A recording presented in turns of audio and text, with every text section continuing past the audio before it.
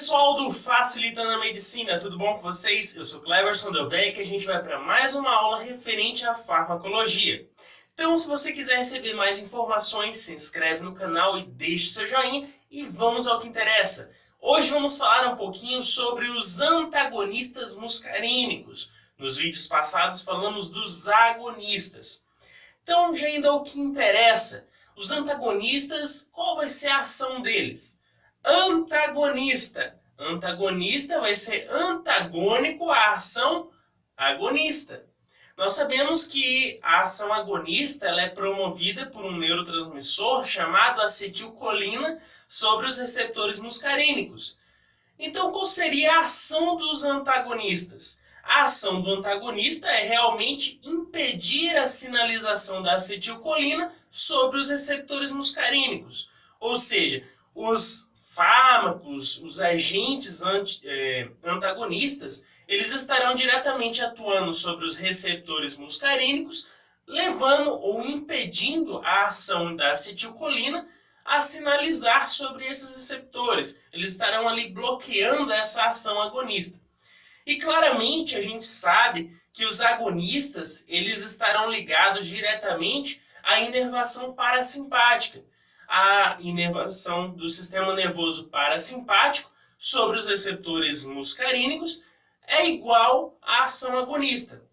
Então, os principais afetados por uma ação antagonista vai ser o sistema nervoso parasimpático e o sistema nervoso central.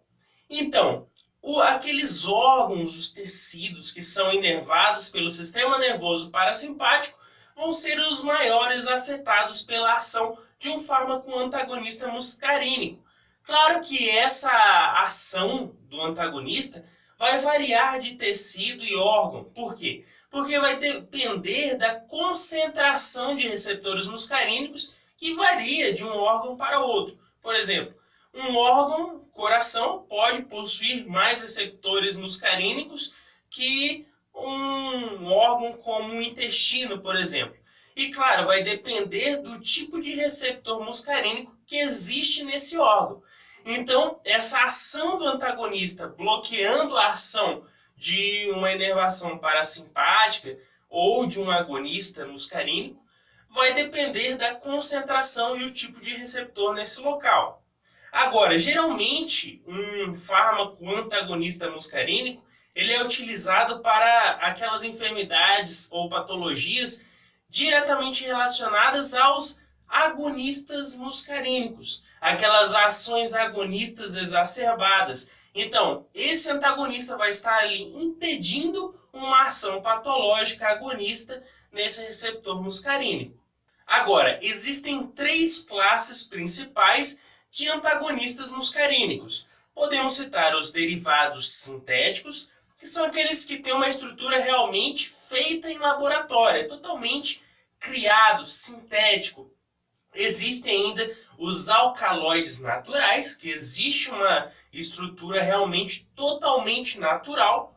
E existem aqueles derivados semissintéticos. Eles não são totalmente sintéticos, mas também não são totalmente naturais. Então, existem três tipos desses que a gente pode citar dos receptores ou desses antagonistas que vão atuar sobre os receptores muscarínicos, que seria esses alcaloides naturais, derivados semissintéticos e os totalmente sintéticos. Vamos começar falando um pouquinho sobre aqueles que são totalmente sintéticos, aqueles que são criados no laboratório.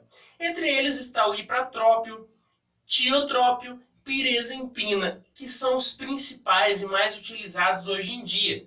Eles que apresentam uma estrutura realmente sintética, ali, totalmente criada em laboratório, e tem uma questão em ponto aí que é importante, porque eles apresentam certa especificidade ou escolha por determinados receptores, determinada afinidade a determinados receptores muscarínicos. Como assim? Por exemplo, o tiotrópio ele vai apresentar uma certa especificidade maior por determinado tipo de receptor muscarínico que o ipratrópio, por exemplo. Então, certos antagonistas sintéticos, eles são específicos a determinado tipo de receptor muscarínico. Então, eles apresentam esse tipo de característica: especificidade e seletividade para um determinado tipo de receptor. Então, lembre-se, os receptores sintéticos apresentam seletividade a determinados receptores muscarínicos. Agora, existe ainda aqueles que são naturais, os que realmente têm uma estrutura totalmente natural. Por exemplo, está ali a atropina e a escopolamina. A atropina, que é muito falada e até utilizado como exemplo de antagonistas muscarínicos, que é derivada de uma planta. Foi ali uma das primeiras descobertas relacionadas aos antagonistas muscarínicos. Existe ainda o último que a gente pode citar, que são os semissintéticos. Ele que a gente pode citar o nitrato de metilatropina, o brometo de metilescapolamina e ainda o omatropina. Eles que são os principais desse grupo, que vão apresentar determinadas frações de sua estrutura que são sintéticas, são modificadas, não são totalmente naturais ali, realmente extraídos da natureza. Agora, qual a diferença desse grupo semissintético para os outros? A diferença é que, devido a essa mudança de estrutura, eles vão ser dificilmente metabolizados ou vão ser retardada a metabolização desse fármaco dentro do nosso organismo.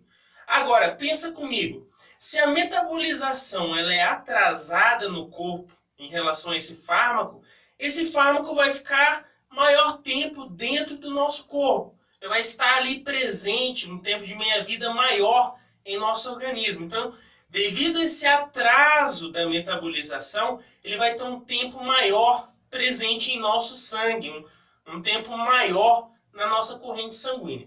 Então, essa é a diferença do semissintético. Ele tem um retraso na metabolização. Então, esses seriam os principais grupos dos antagonistas muscarínicos.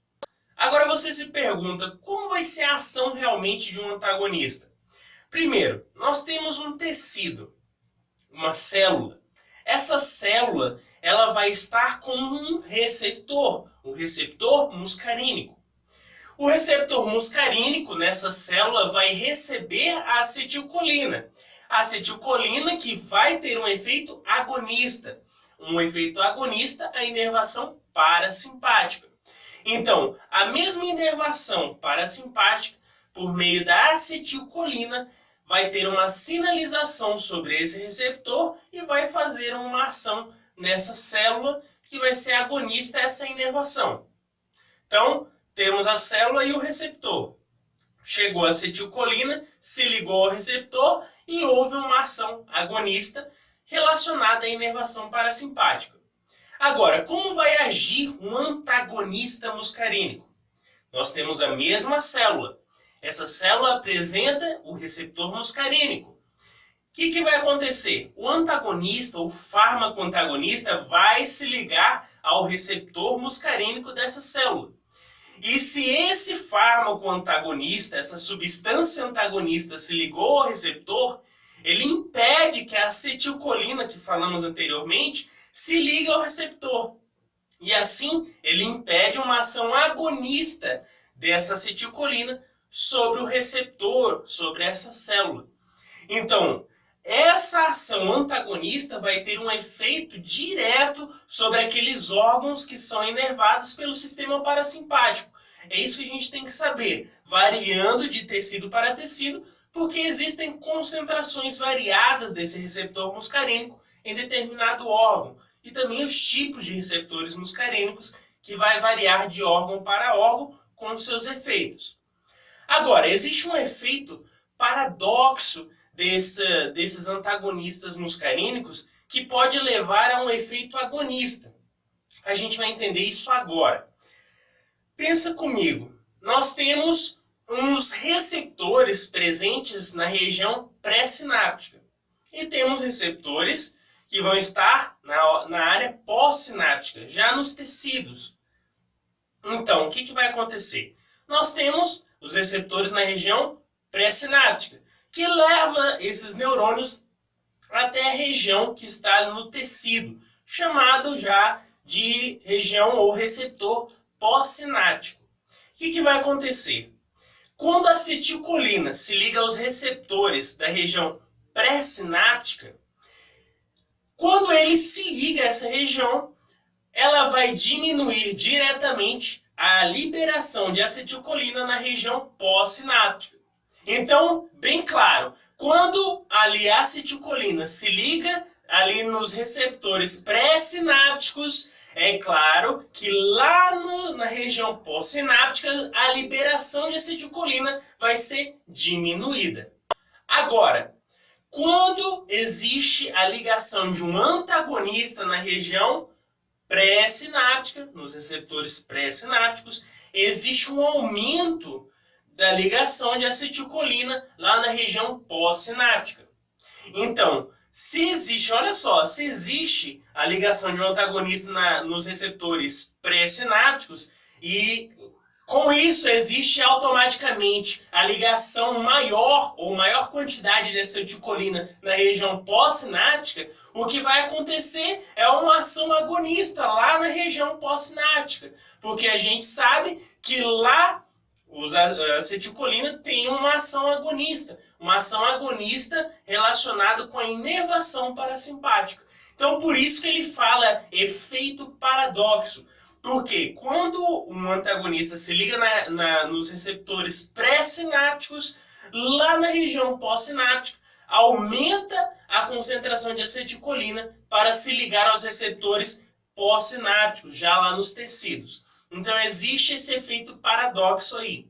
Agora, outro ponto que a gente tem que ressaltar ainda é que os antagonistas podem ser utilizados frente a uma intoxicação por um agonista. Por exemplo, um paciente está intoxicado por agonistas muscarínicos. Ele precisa realmente sanar esse problema. O que vai acontecer? Eu administro atropina a essa pessoa. Dou uma intramuscular nesse paciente, a atropina, que é um antagonista, o aumento da concentração dos antagonistas vão acabar retirando esses agonistas do receptor e vão se ligar bloqueando essa ação. Então, os antagonistas podem ser utilizados frente à intoxicação por agonistas muscarínicos. Então, pessoal, com isso fizemos mais um resuminho. Se eu te ajudei de alguma forma, deixa o seu joinha e se inscreve no canal. Valeu?